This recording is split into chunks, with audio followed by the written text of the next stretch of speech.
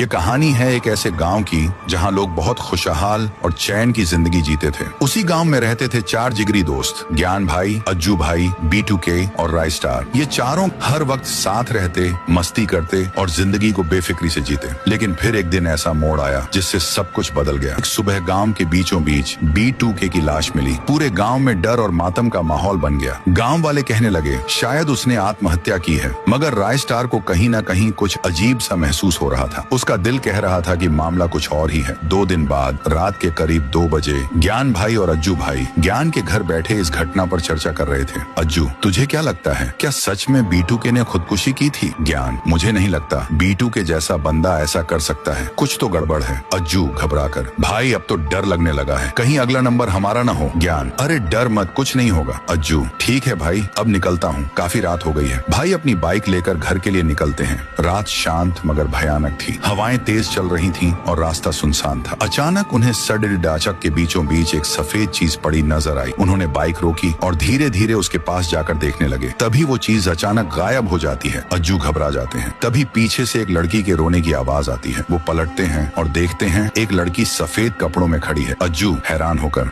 तू तो उस दिन मर गई थी ना लड़की, अब तुझे भी मेरे साथ चलना होगा। और तभी वह लड़की अपना भयानक असली रूप दिखाती है। अज्जू भाई की तेज चीख गूंजती है। अगली सुबह अज्जू भाई की लाश नदी के किनारे पाई जाती है। अब पूरे गांव में खौफ छा जाता है। ज्ञान भाई को रोते हुए पाता है। वो उसके पास जाता है और गंभीर आवाज में कहता है, ज्ञान, तू मुझसे कुछ छुपा रहा है, अब सच सच बता दे। ज्ञान आंखों में आंसू लिए, वो उस दिन की बात है जब हम पार्टी से लौट रहे थे। B2K ने बहुत पी रखी थी और वही गाड़ी चला रहा। अचानक एक लड़की सड़क पर आ गई और हमारी गाड़ी से टकराकर उसकी मौत हो गई। हम डर गए और उसकी लाश वहीं छोड़कर भाग गए। अब वो लड़की आत्मा बनकर लौट आई है और हमसे बदला ले रही है। अब अगला नंबर मेरा है, मुझे बचा ले भाई। उसी रात राय स्टार ज्ञान भाई को लेकर कब्रिस्तान जाता है। वे उस लड़की की कब्र के सामने खड़े होते हैं। मैं जानता हूँ तुम यही हो, अगर मेरी बात सुन सकती हो तो सामने आओ। अचानक तेज हवाएं चलने लगती हैं। फिर वो भूतनी सामने आती है। उसका चेहरा बेहद भयानक होता है। राय स्टार, जो हुआ वो गलत था। तुम्हारी जिंदगी छीनी गई, मगर बदला लेकर क्या तुम्हें चैन मिलेगा? आत्मा, तुम्हारे दोस्तों ने मेरी दुनिया तबाह कर दी, अब उसका हिसाब देना होगा। फिर वो जोर जोर से हंसने लगती है। जमीन कांपने लगती है, आसमान गरजता है और पूरा कब्रिस्तान